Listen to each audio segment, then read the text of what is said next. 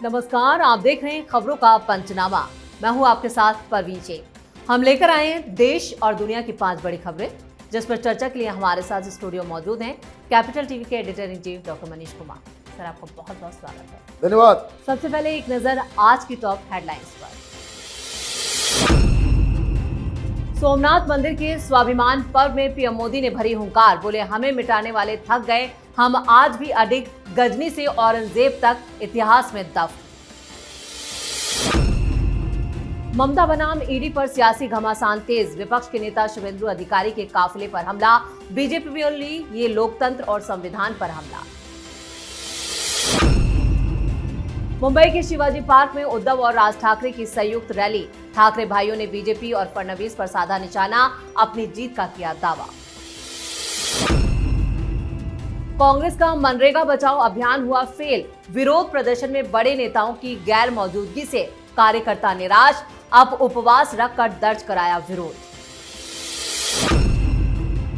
Donald Trump की धमकी से कांप उठा ईरान, ईरानी संसद में ट्रंप के खिलाफ लगे नारे, खamenei बोले हम दबाव में नहीं झुकेंगे। खबरों में सबसे पहले बात पीएम मोदी की।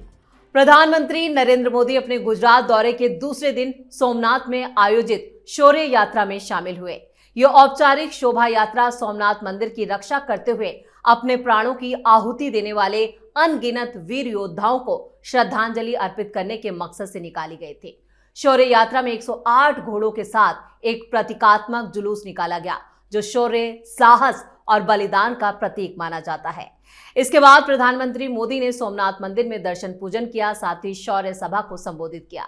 उन्होंने कहा कि जब गजनी से लेकर औरंगजेब तक तमाम आक्रांताएं सोमनाथ पर हमला कर रही थी, तो उन्हें लग रहा था कि उनकी तलवार सनातन सोमनाथ को जीत रही है। लेकिन वो मजहबी कट्टरपंथी ये नहीं समझ पाए कि जिस सोमनाथ को वो नष्ट करना चाहते थे, उसके नाम में ही सोम अर्थात अमृत जुड़ा हुआ है। उन्होंने कहा कि सोमनाथ स्वाभिमान पर्व 1000 साल पहले हुए विध्वंस के स्मरण के लिए नहीं, ये पर्व 1000 साल की यात्रा का पर्व है। पीएम मोदी ने आज जो हुंकार भरी है, तो किसे किसे क्या संदेश दे गए? देखिए, जो तस्वीरें आई 2014 से पहले कोई यकीन नहीं कर सकता था कि हिंदुस्तान का कोई ऐसा प्रधानमंत्री होगा जो गजनी के 1000 साल के हमले का वो इस तरीके से जनता में संदेश देगा। देखिए, शौर्य, स्वाभिमान और प्रधानमंत्री मोदी का वो भाषण जो अपने आप को बताता है कि हिंदुस्तान कोई जमीन का टुकड़ा नहीं, एक सनातन संस्कृति है और हिंदुस्तान को डिफाइन करने के लिए ये संविधान वगैरह तो अपनी जगह पे ठीक है, लेकिन we are a civilisational nation. हम लोग एक सांस्कृतिक, एक संस्कृति है, इसका झंडा, परचम आज बुलंद किया प्रधानमंत्री मोदी ने। और जिस हिसाब से तस्वीरें आई और जिस हिसाब से आज लोगों को टीवी वाले भी अचानक अनप्रिपेयर्ड दे वर कॉट, क्योंकि उसकी तैयारी नहीं थी। लेकिन जब तस्वीरें आने शुरू हुई तो ऐसा लग रहा था कि कल से ही लग रहा था कि कुछ बड़ा होने वाला है। और सबसे बड़ी चीज क्या है, प्रधानमंत्री मोदी ने अयोध्या में शिलान्यास किया, उद्घाटन भी किया, वहां ध्वज भी लहराया। आपने बहुत सारी बातें सुनी, कोई विपक्ष आ जाता था, कोई नेता आ जाता था, कोई कुछ आ जाता था, कोई। प्रधानमंत्री के इस पूरे सोमनाथ यात्रा के ऊपर सारा विपक्ष बिल्कुल चुप है। वो चुप इसलिए है कि प्रधानमंत्री मोदी के इस काम को क्रिटिसाइज करना जनता की नजरों में सीधे सीधे गिर जाना है। इसलिए इसका न कोई विरोध कर रहा है, न कोई कुछ बोल रहा है। इसका मतलब यही है कि ये काम 1947 के बाद आए तमाम प्रधानमंत्रियों को करना था, जो आज प्रधानमंत्री मोदी कर रहे हैं। जी, और खबरों में अब बात चौतरफा घिरी ममता बनर्जी की। बंगाल में एसआईआर पर घमासान मचा है। ममता बनर्जी के खिलाफ ईडी सुप्रीम कोर्ट पहुंची। ईडी ने ममता पर काम में बाधा डालने का आरोप लगाया है। तो वहीं ममता बनर्जी ने भी ईडी के खिलाफ सुप्रीम कोर्ट में केवियट लगाया और कहा कि कोई भी फैसला देने से पहले उनके पक्ष को भी सुना जाए। इस बीच पश्चिम बंगाल में विपक्ष के नेता शिवेंद्र अधिकारी के काफिले पर आज जानलेवा हमला हुआ। यह घटना तब हुई जब अधिकारी पुरुलिया जिले में एक जनसभा से वापस लौट रहे थे। बीजेपी ने इसे लोकतंत्र पर हमला बोला है। साथ ही कहा है कि पश्चिम बंगाल में विपक्षी नेताओं की सुरक्षा अब खतरे में है और पुलिस प्रशासन टीएमसी के इशारों पर काम कर रहा है। एसआईआर, ईडी और अब बीजेपी नेताओं पर हमला। देखिए, कैन यू इमेजिन कि नेता प्रतिपक्ष के ऊपर सत्ताधारी कार्यकर्ता वो हमला कर दे। ये सब टीएमसी के लोग हैं, कोई पहली बार नहीं हो रहा। मैं बार बार इस बात को कहता हूं कि केंद्र सरकार ने बहुत ज्यादा ढिलाई बरत रखी है ममता बनर्जी को लेकर। पिछली बार जब चुनाव हो रहे थे तो अभिषेक बनर्जी के कंस्टिट्यूएंसी में डायमंड हार्बर में बीजेपी के राष्ट्रीय अध्यक्ष की गाड़ी के ऊपर पथराव हो गया। आप मुंह छुपा करके बैठ गए, आपने कोई एक्शन नहीं लिया। फिर प्रचार प्रसार के दौरान केंद्र के एक सेंट्रल मिनिस्टर केरल से उनको तो जान बचा करके भागना पड़ा। लोग खदेड़ रहे हैं और ये गाड़ी लेकर के भाग रहे हैं, आपने कुछ नहीं किया। अब नेता प्रतिपक्ष के ऊपर घेर के, इससे पहले भी हुआ था, उसमें नेता प्रतिपक्ष नहीं थे, उतनी संख्या नहीं थी, लेकिन दिलीप घोष को भी इसी तरीके से खदेड़ खदेड़ करके भगाया गया। वीडियो है उसके। तो कहां है वो ब्रिगेड जो संविधान लेकर के घूमता है? वही लोग आजादी की बात करते हैं ना, फ्रीडम ऑफ एक्सप्रेशन। मतलब यह हुआ कि ममता बनर्जी की तानाशाही में वहां नेता प्रतिपक्ष भी प्रचार प्रसार का काम नहीं कर सकता, उसकी भी जान जो है खतरे के बाहर नहीं है। क्या किया जाए?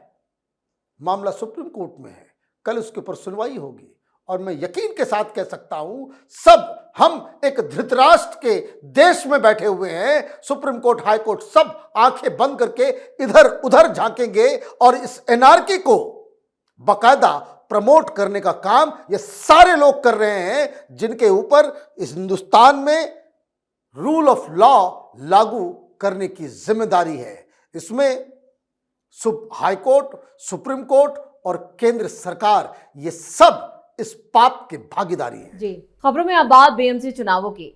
मुंबई का सियासी तापमान काफी बढ़ चुका है। बीएमसी के लिए चुनाव प्रचार काफी रफ्तार पकड़ रहा है। आज मुंबई के शिवाजी पार्क में ठाकरे बंधुओं ने ज्वाइंट रैली की। अपने संबोधन में उद्धव और राज ठाकरे के निशाने पर बीजेपी और सीएम फडणवीस और एकनाथ शिंदे रहे। इसके साथ ही दोनों भाइयों ने अपनी जीत का दावा तक कर दिया। इस बीच बीएमसी के लिए महायुति ने आज अपना घोषणा पत्र भी जारी किया। ये घोषणा पत्र मतदान के ठीक 4 दिन पहले मुख्यमंत्री देवेंद्र फडणवीस, डिप्टी सीएम एकनाथ शिंदे और भारतीय रिपब्लिकन पार्टी प्रमुख रामदास अठावले की मौजूदगी में जारी किया गया। महायुति ने घोषणा पत्र में शहर के बुनियादी ढांचे, पर्यावरण, परिवहन, रोजगार और मराठी संस्कृति से जुड़े कई बड़े ऐलान किए। ये घोषणा पत्र मुंबई को 2034 तक विकसित महानगर बनाने के लक्ष्य के साथ पेश किया गया है। बीएमसी चुनावों से मुंबई का सियासी तापमान तो बढ़ा है, लेकिन उसकी आंच दिल्ली तक दिखाई दे रही है। देखिए, सबसे बड़ा तिजोरी है। बड़े बड़े राज्यों की इतनी बजट नहीं जितना बीएमसी का बजट है। पहले उद्धव ठाकरे, राज ठाकरे के बारे में बात कर लेते हैं। भाई, आपको पूरे चुनाव भर में एक ही बार क्यों करना पड़ा? पिछली बार जब आप चुनाव लड़े तो उद्धव ठाकरे ने 7 रैलियां की थी, अब 1 पे आ गए। राज ठाकरे जो हारते भी हैं लेकिन फिर भी 5 रैलियां उन्होंने की थी, 1 पे अटक गए। तो टेक्निकली ये जो गठबंधन है, इनकी संख्या 7 और 5 12 होनी चाहिए थी। इसको कहते हैं ताड़ से गिरे और खजूर पे लटके। वो इसलिए कि जो अपेक्षा थी कि इतनी भीड़ उमड़ पड़ेगी, वैसा हुआ नहीं। संगठन कमजोर, नेता छोड़ के जा रहे हैं। तो ये तो साफ साफ दिख रहा है कि उद्धव ठाकरे पूरी तरीके से बैकफुट पे है। और बैकफुट पे होने की वजह उनकी अपनी जो सत्ता लोलुप राजनीति रही, मुख्यमंत्री बनने के लिए इन्होंने जिस तरीके से हिंदुत्व के साथ कॉम्प्रोमाइज किया, लोग इसलिए उद्धव ठाकरे, राज ठाकरे का साथ छोड़ चुके हैं। रही बात महायुति की, तो भारतीय जनता पार्टी तो बहुत प्लानिंग के साथ चल रही है। जिस तरीके से शिंदे, देवेंद्र फडणवीस और सहयोगी पार्टियां जो नाकेबंदी इन लोगों ने की है, ऐसा लग रहा है कि जिस तरीके से विधानसभा के चुनाव में रिजल्ट आया, जिस हिसाब से अभी 2 सप्ताह पहले बाकी के लोकल इलेक्शंस में 280 में से 220 सीटें जो है बीजेपी प्लस बीजेपी गठबंधन जीत गई, वही हाल 15 तारीख को जब नतीजे आएंगे वो होने वाला है। डॉक्टर साहब, आपने सही कहा। और खबरों में आगे का रुख करते हैं। वीबी जी राम जी बिल के खिलाफ कांग्रेस का मनरेगा बचाओ संग्राम दूसरे दिन भी फ्लॉप ही नजर आ रहा है। कांग्रेस के इस विरोध प्रदर्शन में बड़े नेताओं की गैर मौजूदगी से कांग्रेस के नेता और कार्यकर्ता निराश और नाराज हैं। हरियाणा में जरूर कांग्रेस पार्टी ने गांधी चौक पर सत्याग्रह और उपवास किया। इस मौके पर पार्टी के नेताओं ने कहा कि इस कानून में बदलाव से ग्रामीण इलाकों में रहने वाले लोग पलायन को मजबूर होंगे। कार्यक्रम की अध्यक्षता कर रहे सांसद जयप्रकाश ने कहा कि सरकार ने तानाशाही रवैया अपनाकर मनरेगा का नाम बदलकर महात्मा गांधी के सिद्धांतों, उनकी आत्मा, उनके संघर्ष को मिटाने और खत्म करने का प्रयास किया है। कांग्रेस का दूसरे दिन भी जो विरोध प्रदर्शन रहा, ना उसमें उत्साह था, ना जोश था और नेता भी नदारद। आपने सही कहा, गांधी चौक के ऊपर कार्यक्रम हुआ। कांग्रेस पार्टी कार्यक्रम ही कर रही है, आंदोलन इनके बस की नहीं है। मास मूवमेंट लॉन्च करने का मादा, वो ताकत, वो शक्ति कांग्रेस पार्टी लूज कर चुकी है। ये कई सालों से मैं कहता आ रहा हूं। सिर्फ कॉल दे देने से लोग आएंगे नहीं। आप कह रहे हो कि जो ग्रामीण क्षेत्र में जो मजदूर हैं, जो गरीब हैं, उनकी नौकरी चली जाएगी, उनका इनकम कम हो जाएगा, उनसे जॉब जो है छीन रही है सरकार। और आपका प्रदर्शन लखनऊ में हो रहा है, तो रोहतक में हो रहा है, शहरों में हो रहा है। Can you see the contradiction? आप मुद्दे उठा रहे हो ग्रामीणों की, प्रदर्शन कर रहे हो शहर में। क्यों? गांव में लोग नहीं मिल रहे? गांव में लोग क्यों मिलेंगे? क्योंकि आपका मुद्दा ही नाजायज है। नाजायज इसलिए है क्योंकि आप कह रहे हो नौकरी छिन रही है। 100 दिन से बढ़ के 125 हो गया, 25 दिन और बढ़ गया। उसमें भ्रष्टाचार खत्म करने का और भी व्यवस्था कर दिया। आप इस बात को समझिए, लोग बेवकूफ नहीं है।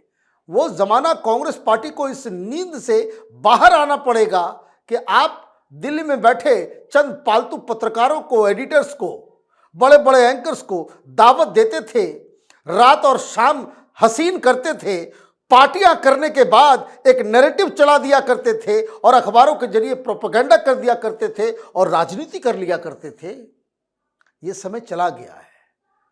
फॉर गॉड से पुल अप योर सॉक्सेस, नहीं तो अगले 20-30 साल तक ऐसे ही टाल मटोल में कांग्रेस पार्टी की उम्र ढलते चली जाएगी। जी, खबरों के आखिर में बात डोनाल्ड ट्रंप की। कई देशों को निशाने पर लेने के बाद डोनाल्ड ट्रंप ने एक बार फिर ग्रीनलैंड पर कब्जे की कोशिश की है। उन्होंने स्पेशल फोर्स कमांडरों को ग्रीनलैंड पर हमले की योजना बनाने का आदेश दिया, लेकिन अमेरिकी सेना के शीर्ष अधिकारी इस फैसले का विरोध कर रहे हैं। डेली मेल की एक रिपोर्ट के मुताबिक ट्रंप के सलाहकार इस योजना को बढ़ावा दे रहे हैं, लेकिन सेना इसे अंतर्राष्ट्रीय कानून के खिलाफ बता रही है। और इस बीच ट्रंप ने ईरान को फिर धमकी दी है, जिस पर सर्वोच्च नेता अयातुल्ला अली खामनेई ने साफ ऐलान किया कि उनका देश किसी भी विदेशी ताकत के सामने सर नहीं झुकाएगा। यह बयान ऐसे वक्त पर आया है जब ईरान में विरोध प्रदर्शन चरम पर हैं और ट्रंप ने ईरान पर नए प्रतिबंध लगाने का भी ऐलान कर दिया है। ईरान में तख्ता पलट या ग्रीनलैंड में बड़ा हमला? देखिए, दोनों ही होगा, क्योंकि कुछ प्रिडिक्ट कर पाना डोनाल्ड ट्रंप के जैसे राजनेता के लिए वो तो गलती हो जाएगी। वो कब क्या करेंगे उनको खुद मालूम नहीं है। उनको खुद मालूम नहीं है। वो माइक देखते ही आजकल उनके ऊपर कोई भूत सवार हो जाता है। आप देखिए, ईरान के ऊपर उन्होंने आज फिर कहा कि वहां मौतें हो रही है, वहां पर स्टैंड बाय, कभी भी हम भेज देंगे जी। और ये मामला इसलिए सीरियस हो रहा है, ऐसा लग रहा है 1-2 दिन के अंदर ईरान के ऊपर हमला हो सकता है, क्योंकि अचानक से इजराइल ने मूव करना शुरू कर दिया है, वो अपने लोगों को कई मुस्लिम देशों से वापस बुला रहे हैं, क्योंकि इसका रेमिफिकेशन होगा। ये खामनाई की तरफ से क्या कहा गया कि अगर आपने हमला किया तो ये जो मिडिल ईस्ट के अंदर जितने भी आपके आर्मी बेस हैं उसके ऊपर हम हमला करेंगे, और इनके पास शक्ति भी है। तो आप देखिए कि किस तरीके से पूरा का पूरा मिडिल ईस्ट जल उठेगा। वही ज्यादातर जो आर्मी बेसिस हैं वो तो मुस्लिम कंट्रीज में ही हैं। आप वहां जो मिसाइल मारोगे तो आप देखिए कि किस तरीके से। लेकिन दिक्कत क्या है कि खामनेई का विकेट इसलिए खराब है क्योंकि जनता अब उनके खिलाफ खड़ी हो गई है। जनता उनके खिलाफ खड़ी हो गई है। ये इस्लामिक रेवोल्यूशन फेल हो गया। लोग आज़ादी की मांग कर रहे हैं। वो जो इस्लामिक झंडा था उसको उखाड़ के फेंक दिया। लंदन में एम्बेसी के बाहर वो जो पर्शियन साम्राज्य का, जैसे आप देखिए प्रधानमंत्री मोदी अपनी संस्कृति को याद कर रहे हैं, वैसे ईरानियन भी याद कर रहे हैं कि ये जो इस्लाम एक धर्म है, वो धर्म को तो हम मानते हैं, लेकिन ईरान एज ए नेशन वो एक एंशिएंट सिविलाइजेशन है ईरान भी। और इसलिए वहां शेर हाथ में लिए तलवार और पीछे सूर्य भगवान, वो झंडा आप देखिए वो ब्रिटेन में चेंज हो जा रहा है। ब्रिटेन में लोगों ने चेंज कर दिया, सोशल मीडिया में लोग चेंज कर रहे हैं। इसका मतलब ये है कि आप जो सरकार चला रहे हैं लोग उससे मुक्ति चाहते हैं। और ऐसे में जब वहां की जनता तैयार, इजराइल तैयार, अमेरिका तैयार, तो वहां तख्ता पलट होना बिल्कुल तय लग रहा है। डॉक्टर साहब, इस तमाम जानकारी के लिए और सटीक विश्लेषण के लिए आपका बहुत बहुत धन्यवाद। खबरों का पंचनामा में आज के लिए इतना ही। देश और विदेश की बाकी खबरों और उनके सटीक एनालिसिस के लिए देखते रहिए कैपिटल टीवी। वीडियो को लाइक करें, शेयर करें और कैपिटल टीवी को सब्सक्राइब जरूर करें। धन्यवाद।